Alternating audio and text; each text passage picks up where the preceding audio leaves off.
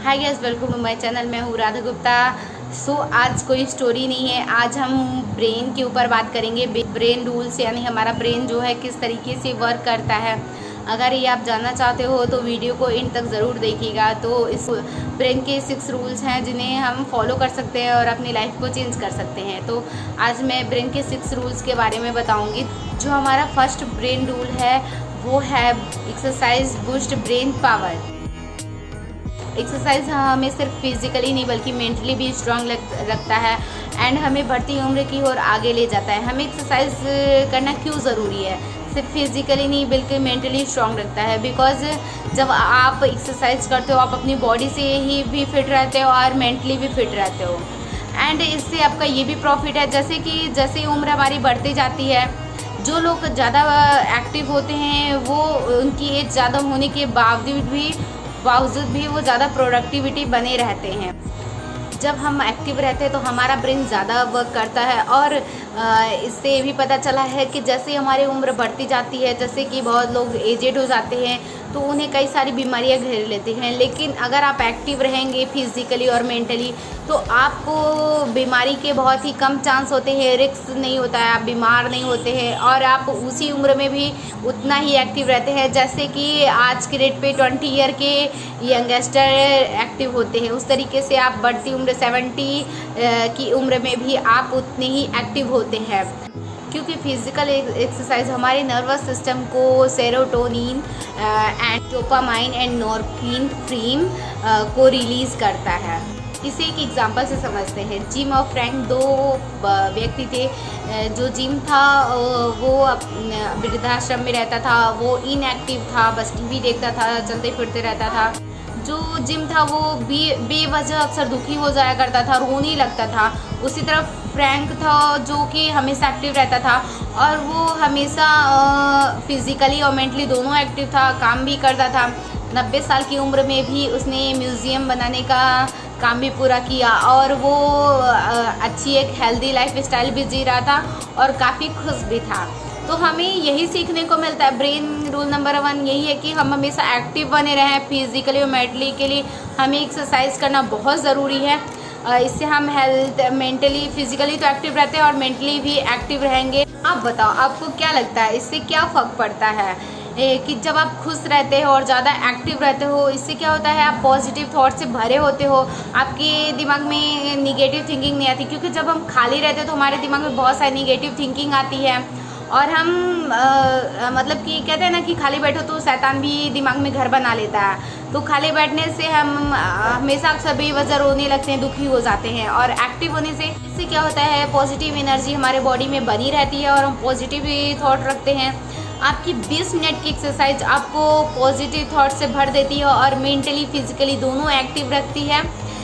सो ज़रूर 20 minute exercise करें। हर रोज़ की 20 मिनट की एक्सरसाइज आपको मेंटली हेल्थ और फिजिकली हेल्थ पॉजिटिव थॉट भरे रहने की ताकत रखता है।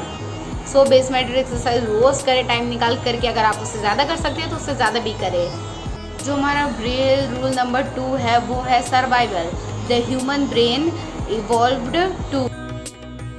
ये आपको ये बताता है कि समय के साथ आपका ब्रेन जो है वो भी डेवलप होता है और हमें समय के साथ हमारे वातावरण में जो भी चेंजेस आते हैं उसके साथ हमें ढलना चाहिए, उसके साथ हमें बदलाव करना चाहिए। जैसे कि आज कुछ और है और जो हमारे बुज़ुर्ग थे वो पहले ज़माने में ऐसा कुछ अलग होता था, लेकिन आज जैसे ही परिस्थितियाँ दिन ब दिन चेंज होती जा रही हैं उस तरीके से हमें भी इस वातावरण में ढल जाना चाहिए। क्योंकि चेंज करना अपने आप को बहुत ज़रूरी है, क्योंकि जिस परिस्थिति जैसी होती है हमें उस तरीके से हमें चेंज होना पड़ता है। जैसे जो हमारे इन्वायरमेंट में जो भी चेंजेस आते हैं हमें उसे अपनाना चाहिए, उससे लड़ने की बजाय, क्योंकि हमें बदलती समय के साथ उसे एक्सेप्ट करना चाहिए। स्मिथसोनियन म्यूजियम में ह्यूमन ऑर्गेनिज्म के डायरेक्टर रिचर्ड कोर्ट्स इस थ्योरी को वेरिएबिलिटी सिलेक्शन थ्योरी कहते हैं। इस थ्योरी से हमें 2 विशेषताएं पता चलती हैं। जो पहला है तो हमें ये हमारा ब्रेन हमें ये सिखाता है, जब हम कोई गलती करते हैं तो हमें उससे सचेत करता है। और दूसरा हमारा ब्रेन जो है उससे हमें सीखने की परमिशन देता है। हमारे पूर्वज जो थे उनके अंदर ये एबिलिटी बहुत ही मतलब बहुत आसानी से वो चीज़ों को एक्सेप्ट कर लेते थे। जैसे ही समय के साथ जो भी बदलाव आते थे वो उसे एक्सेप्ट कर लिया करते थे। तो इसमें आपने सीखा कि हमें समय के साथ बदलाव कर लेना चाहिए, उनसे लड़ना नहीं चाहिए। ठीक है, सो अब हम चलते हैं ब्रेन रूल नंबर 3। जो हमारा ब्रेन रूल नंबर 3 है वो है अटेंशन। ये हमें ये सिखाती है कि जितना ज़्यादा हम अटेंशन और अपनी मेमोरी को मतलब कॉन्सेंट्रेट होकर कोई चीज़ सीखेंगे तो वो ज़्यादा टाइम तक हमें याद रहता है। और जिस चीज़ पे हम ज़्यादा ध्यान देते हैं और अटेंशन यानी फोकस रखते हैं, ये हमें ये सिखाता है कि जितना ज़्यादा हम ध्यान देंगे, अटेंशन देंगे, उतनी ज़्यादा चीज़ें हम सीख पाएंगे और अपनी माइंड में एब्जॉर्ब कर पाएंगे। जैसे कि जो पहले के लोग थे, जब कभी जंगल वंगल जाया करते थे घूमने के लिए, तो वो किसी एरो का निशान देते थे या फिर किसी कलरफुल चीज़ से उसे कलर कर देते थे। तो ये जो हमारी मेमोरी है उसमें मतलब उसे अटेंशन दे करके लाइन खींचते थे या फिर जो भी कलर देते थे, इससे क्या होता था, हमें याद रहता था और हम सही डायरेक्शन में चले जाया करते थे। ये हमें अटेंशन, इंटरेस्ट, मेमोरी, अवेयरनेस के लिए प्रभाव डालता है और हमें ये भी सिखाता है कि हमें अपने कल्चर को किस तरीके से इम्पोर्टेंस देना चाहिए, ये हमारे कल्चर के लिए कितना इम्पोर्टेंट है। और हमें एक्स्ट्रा ऑर्डिनरी करने के लिए हमें हमारे माइंड को समझने की ताकत भी देता है और ये इसे समझा जा सकता है। अब हम चलते हैं ब्रेन रूल्स नंबर 4 की ओर, जो है कि repeat to remember, short term memory. हमारा ब्रेन हमें ज़िंदा रखने में मदद करता है और हमें ये भी बताता है कि अगर आपको ये बात ना पता हो कि हमें किस चीज़ से, अगर आपका ब्रेन अगर आपको ये ना बताए कि आपको किस चीज़ से एलर्जी है और आप उसे खा लो तो आप बीमार हो जाओगे ना, लेकिन हमारा ब्रेन इस चीज़ को याद रखता है कि हमें किस चीज़ से एलर्जी है या हमें हमारे लिए क्या इम्पोर्टेंस है। इसके अगर हमें याद रहता है तो ही हम इस चीज़ को कर पाते हैं। हमारा ब्रेन हमें एक्सपीरियंस देता है और हमें ज़्यादा लंबे समय तक जीने में मदद करता है। असल में हमारा ब्रेन किस तरीके से काम करता है, इस बात को प्रूव करने के लिए एक जर्मन रिसर्चर थे जिनका नाम था हरमन एबिंगहाउस। उन्होंने रिसर्च किया, एक्सपेरिमेंट किया। इस बात को जानने के लिए उन्होंने अल्फ़ाबेट के 2003 बेतुके शब्द बनाए, जैसे कि KUGRANTAG जैसे शब्द बनाए और उन्होंने उसको याद करने के लिए अपनी पूरी ज़िंदगी लगा दी। इस एक्सपेरिमेंट से एबिंगहाउस को ये एहसास हुआ कि हमारी मेमोरी की एक लाइफ स्पेन होती है। अगर हमें कोई चीज़ बहुत ज़्यादा लंबे समय तक याद रखनी है तो हमें उसे बीच में रिपीट करना होता है। कुछ चीज़ें कुछ पलों तक के लिए याद होती हैं और कुछ ज़िंदगी भर के लिए याद हो जाती हैं। एबिंगहाउस ने और भी कई सारी स्टडी से ये भी पता किया कि अगर आपको ज़्यादा लॉन्ग टर्म तक कोई चीज़ें याद करनी है, जैसे आप कोई स्टूडेंट हो, अगर आपको ये चीज़ें अप्लाई करनी है कि आपको लॉन्ग टर्म तक कोई चीज़ें याद रहे हैं तो आप उसे बीच में रिपीट कर सकते हैं और आप अपनी लाइफ में अप्लाई कर सकते हैं। फाइनली इस चीज़ से हम ये समझ सकते हैं कि हमें ये इकट्ठा याद करने के बजाय थोड़ा थोड़ा याद करें और अगर हमें लॉन्ग टर्म तक याद करना है तो उसे बीच में रिपीट करते रहें। वो हमारा ब्रेन ज़्यादा कैप्चर करता है और हमें लॉन्ग टर्म तक याद रहता है। अब हम चलते हैं brain rule number 5, remember to repeat, long term memory. ये कैसे वर्क करती है ये हम सीखते हैं।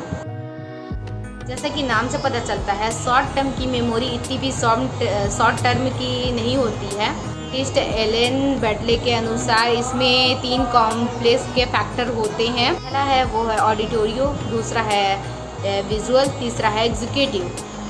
जो हमारी शॉर्ट टर्म मेमोरी होती है इतना भी शॉर्ट टर्म नहीं होती है। जो हमारा पहला फैक्टर है ऑडिटोरियो, ये सुने गए शब्दों के लिए है, और दूसरा है विजुअल, यानी जो हम इमेज देखते हैं उसका पिक्चर हमारी ब्रेन में बनाए रखता है। और जो तीसरा है वो है सेंट्रल एग्जीक्यूटिव, जो शॉर्ट टर्म मेमोरी का ट्रैक बनाए रखता है। ये आपको कंसोलिडेशंस के बारे में सिखाता है, शॉर्ट टर्म मेमोरी को लॉन्ग टर्म मेमोरी में कैसे हम बदल सकते हैं और इस चीज़ को रिपीट करते रहेंगे तो ये कैसे बदल जाएगी और कैसे कनेक्ट होता है ये भी हमने यहाँ पे सीखा। अब हम ब्रेन रूल्स नंबर 6 के बारे में सीखेंगे, जो है स्लीप वेल थिंक वेल। जैसा इसका टॉपिक है, यानी कि हमें नींद लेना कितना ज़रूरी है। अगर हम नींद लेते हैं तो हम ज़्यादा प्रोडक्टिव होते हैं। हमारा बॉडी जो है ऑटोमेटिक काम करता है, यानी कब हमें सोना है और हमें कब जगना है। इसमें 2 प्रोसेस होते हैं, सी और यस। जागना और सोना आज भी हमारे बॉडी के अंदर एक लड़ाई चल रही है, जो कि इसको इस रूप में बताया गया है, प्रोसेस सी और प्रोसेस यस। यानी प्रोसेस सी वो हार्मोन्स और केमिकल्स बनाता है जो हमें ये जगाए रखने का काम करता है। और प्रोसेस यस वो केमिकल्स और हार्मोन्स बनाता है जो हमें सुलाने का काम करता है।